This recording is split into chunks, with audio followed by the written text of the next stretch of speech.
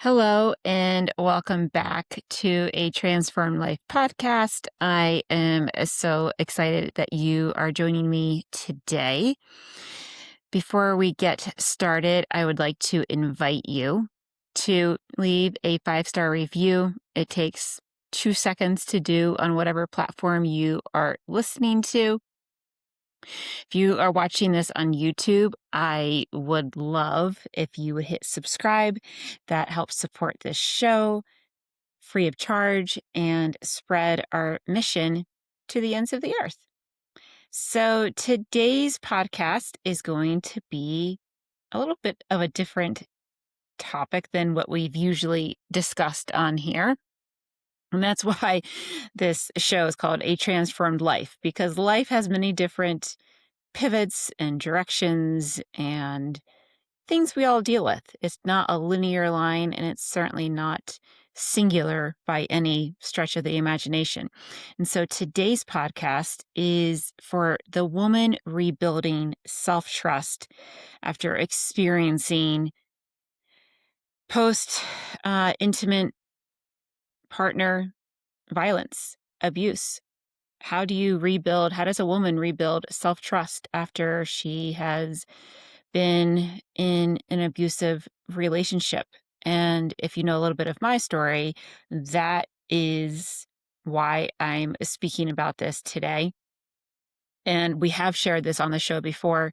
3.4 women a day are killed by former or current intimate partners. And then every 10 minutes, a woman or girl is killed by a family member.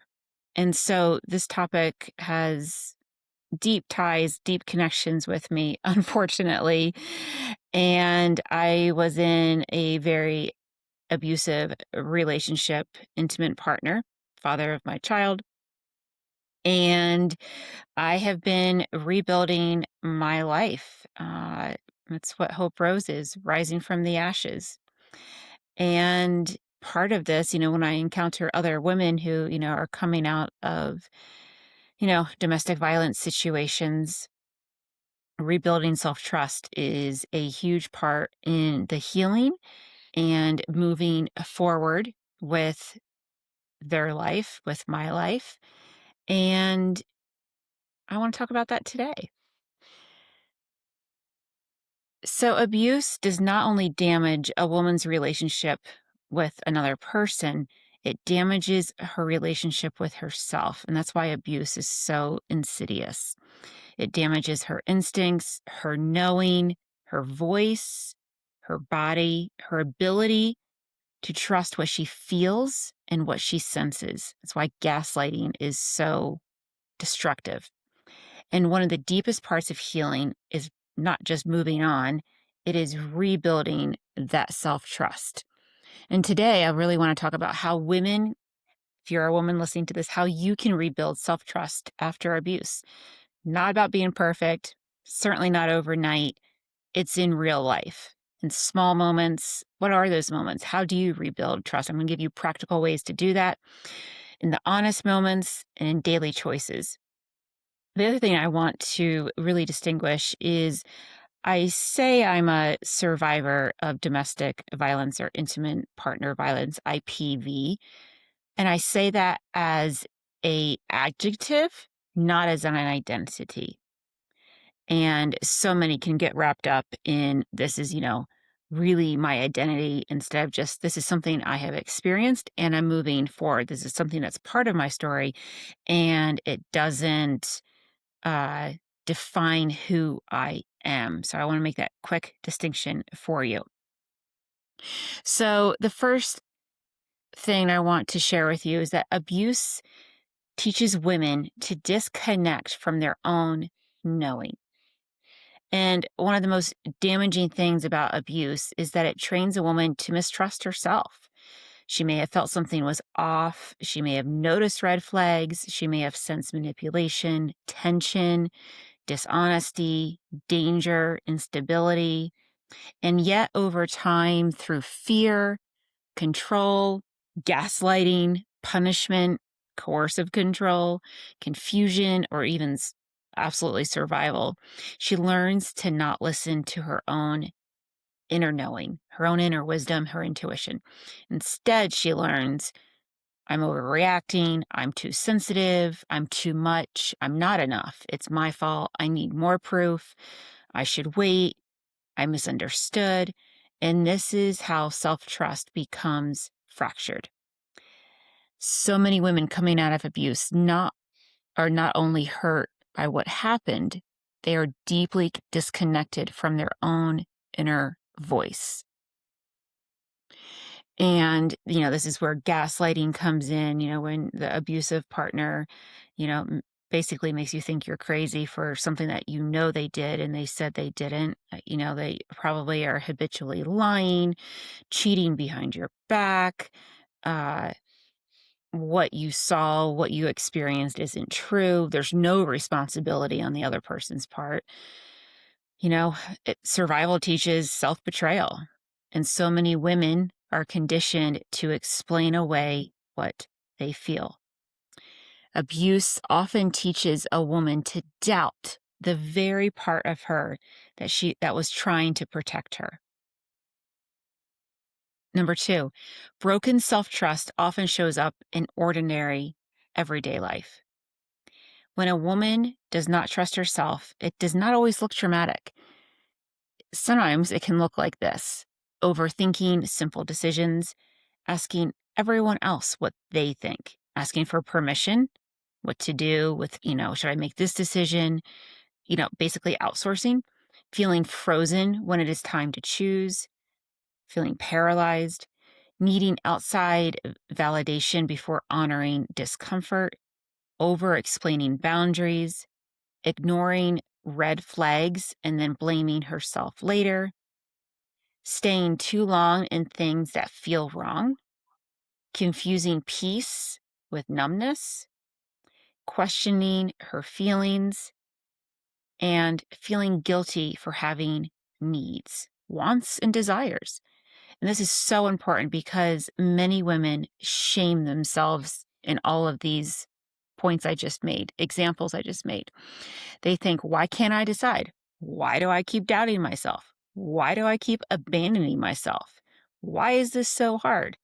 And it's because self trust was damaged. That does not mean she is weak. It means simply that she adapted. The other thing I want to, bring to your mind, the word why often has like a judgment around it. And so really being mindful of the language instead of, why can't I decide? It's very self-critical. It's a lot of self-judgment. Like, what is causing me not to decide? What is causing me to keep doubting myself? So pivoting that word around, it becomes more compassionate, more curiosity, wondering, gentle versus harsh with the word why. And, I also want to point out, what looks like indecision is often a trauma pattern. It is not a character flaw. It is simply our system wired for safety. Number three, rebuilding self-trust is not about becoming louder. It is about becoming more honest. A lot of people think rebuilding self trust means becoming super confident, bold, certain, or unshakable. That all can happen later. First, however, self trust is so much quieter than that. Self trust sounds like, this feels off. I need to pause. I do not want to do this. I am tired. I need to rest. That crossed a line. I need more space. I changed my mind. No.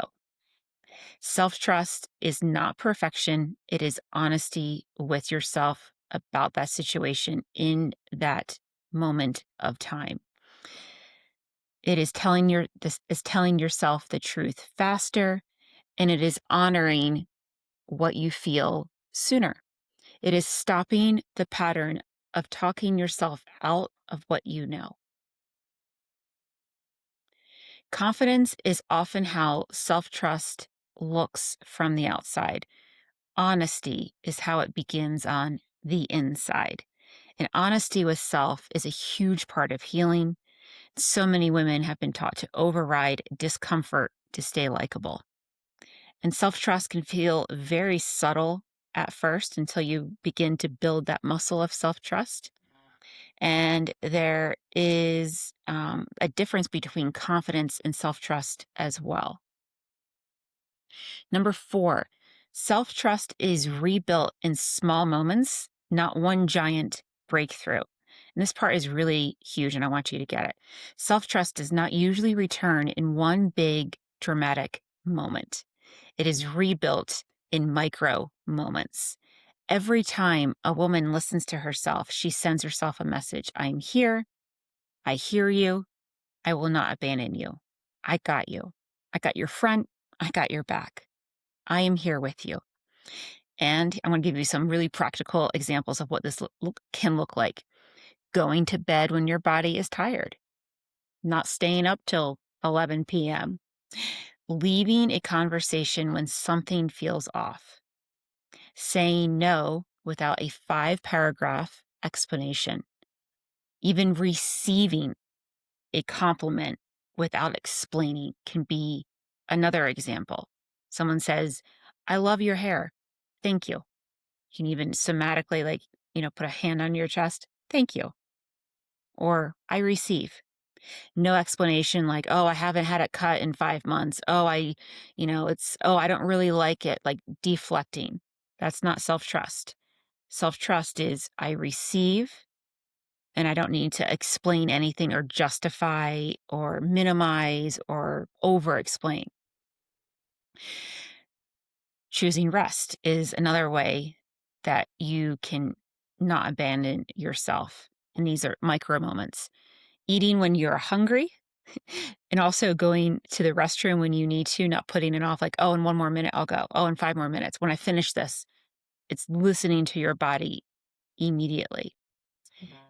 Pausing before agreeing, not rushing past your body's signals, letting discomfort count as information, making one decision without outsourcing your power, without asking someone else for permission what to do. Really start with a simple decision that you can make, and then you start building that muscle to make bigger and bigger decisions through your own autonomy. And this is how self-trust is rebuilt, not by force, through consistent daily habits, daily action. What small promises, even rebuilding self-trust of doing kind things for other people. Like I'm a kind person, I'm a giving person, and I can do that for someone else. And that's another way where there's a bug around here if you're watching this on YouTube. That's another way where you can build self-trust. And self-trust, I want you to remember this, self-trust grows every time you prove to yourself that your inner voice matters, that you're not crazy, that you are rebuilding the self-trust with yourself and self-trust with others too. Number 5, rebuilding self-trust changes your whole life. When a woman builds trust, when a woman rebuilds self-trust, everything changes. She stops needing as much permission. She stops explaining every boundary. She stops tolerating what drains her. She notices sooner. She leaves sooner. She chooses differently. She honors her body, mind, and spirit more. She becomes less available for confusion, chaos, and self-abandonment. And yes, this can and will disappoint people because women who trust themselves are harder to control. They are harder to manipulate. They are harder to guilt. They are harder to keep small. They're harder to hold down. And this is where rebuilding really happens. Not in becoming hard, not in becoming closed, becoming rooted in self. And what changes when women trust themselves again? Well, they can build wealth. They show up stronger in the world. They call the masculine forward to, no, we're not going to go that direction. I am stable and I am not going to be controlled by abuse any longer. And this, can certainly upset other people because other people benefited from your lack of boundaries and they're not going to like that much. And when your boundaries sharpen, you become more crystal clear in your internal capacity to do whatever it is that your soul has you on this earth ship to fulfill in the world. And then this is also how peace becomes more real. And self-trust affects every relationship, most importantly, the relationship with yourself. And when a woman rebuilds self-trust, she becomes less convenient to the people who benefited from her self-doubt. And this is why, I'm going to use the word patriarchy here, really wants to keep women oppressed. They don't want powerful women because when we have powerful, wealthy, healed women, our world changes.